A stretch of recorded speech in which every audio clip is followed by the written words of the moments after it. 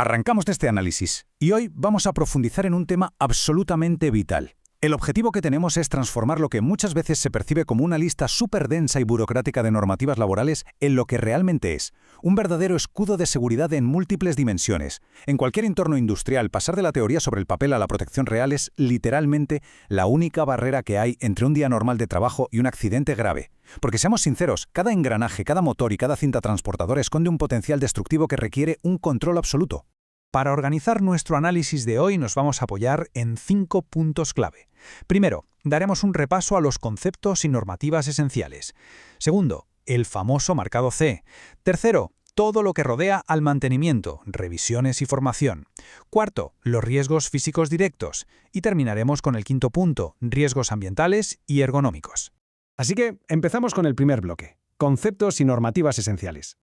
A ver, la base de todo esto es entender qué es exactamente una máquina. Básicamente es un dispositivo mecánico compuesto por piezas móviles o fijas que interactúan para transformar energía y ejecutar una acción. Pero ojo, aquí está la trampa. Esa misma energía cinética, eléctrica o térmica que le da a la maquinaria su inmensa utilidad es exactamente la fuerza que genera peligros brutales si no la controlamos con precisión. No estamos hablando solo de trozos de metal moviéndose, sino de fuerzas gigantescas concentradas en espacios donde los seres humanos interactuamos constantemente. Y claro, esto nos lleva al esqueleto de todo el sistema, la legislación. Por favor, no veamos los reales decretos 217 de 2004 y 1435 de 1992 como simple jerga burocrática aburrida. En realidad, son los pilares maestros de la prevención. Son las normativas exactas que nos garantizan, por ley, que estar cerca de una máquina no suponga jugarse la vida. Es la arquitectura sobre la que se construye cualquier protocolo industrial moderno. Pasamos al segundo punto, el marcado C obligatorio. Fijaos en esto porque hay una línea divisoria histórica, un antes y un después en la industria europea, el 1 de enero de 1995. Los equipos que se fabricaron antes de esa fecha no tienen el marcado CE de origen, lo cual nos obliga a pasar por un proceso de adaptación exhaustivo para alcanzar los estándares de hoy en día.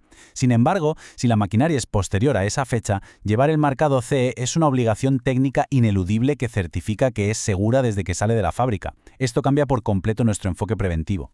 Entonces, para adecuar esa maquinaria veterana, la anterior al 95, hay que seguir un proceso de 4 fases que es totalmente inflexible. Empezamos con un inventario meticuloso y un buen estudio de evaluación de riesgos. Después toca remangarse y aplicar las acciones correctoras. Pero el paso definitivo, y el más importante, es el seguimiento. Hay que comprobar con datos reales que esas medidas de verdad neutralizan el peligro en el día a día.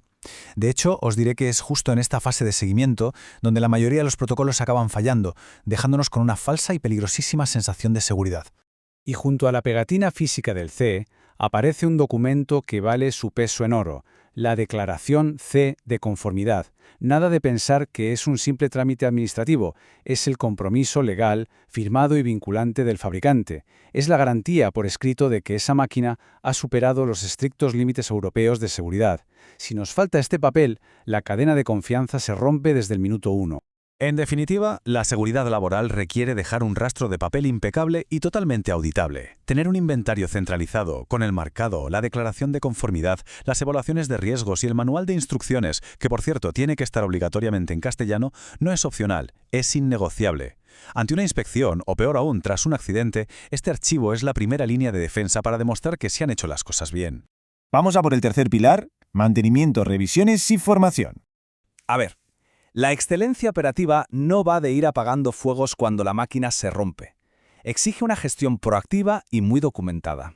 Esto significa llevar un libro de mantenimiento estricto que separe muy bien lo que es preventivo, como lubricar piezas o ajustarlas para evitar el desgaste, de lo que es correctivo tras una avería. A esto le sumamos las revisiones periódicas por entidades externas acreditadas. Porque seamos claros, una máquina sin un plan de mantenimiento es sencillamente un accidente esperando a ocurrir.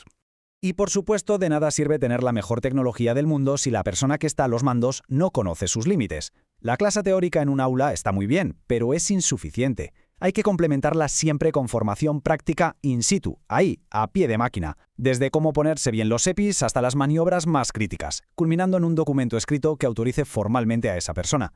Sin autorización escrita, no se toca un botón. Entramos de lleno en la cuarta parte, riesgos físicos y prevención.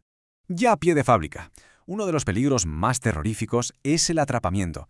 pasa en un abrir y cerrar de ojos. Un trozo de ropa holgada, una herramienta, o peor, una extremidad, es arrastrada hacia los engranajes o las aberturas de la máquina.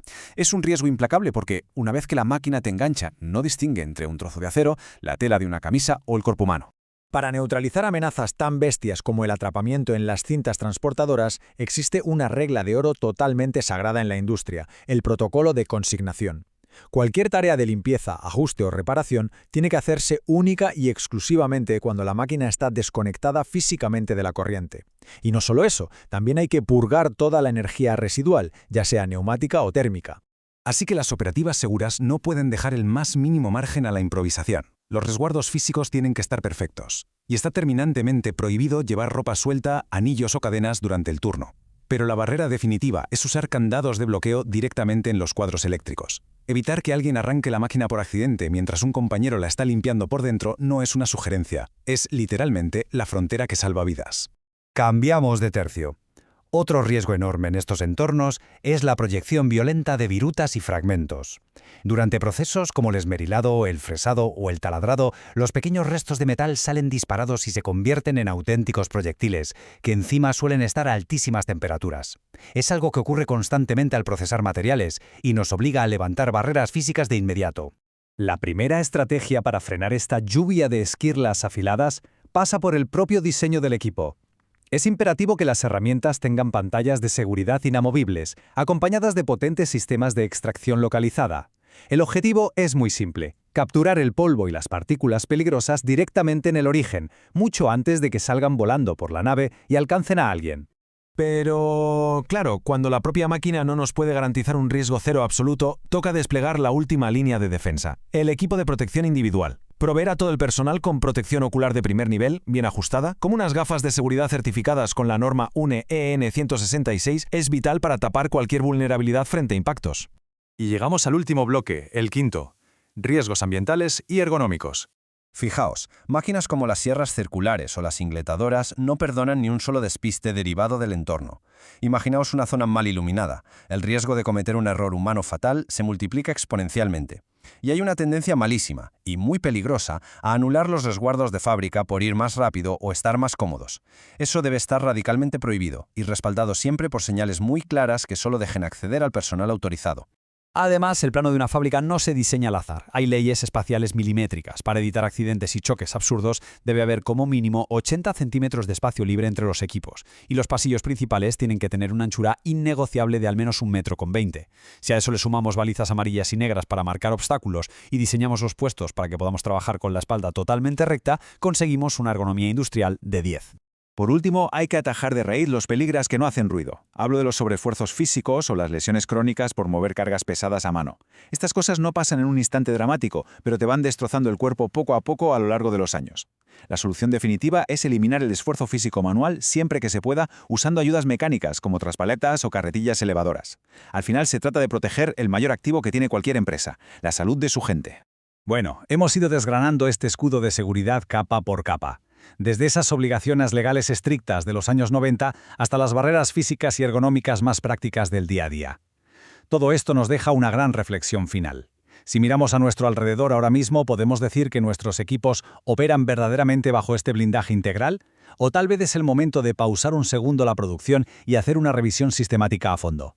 Conocer a la perfección estos detalles preventivos es exactamente la diferencia entre asumir un riesgo a ciegas o tener el control total. Hasta el próximo análisis.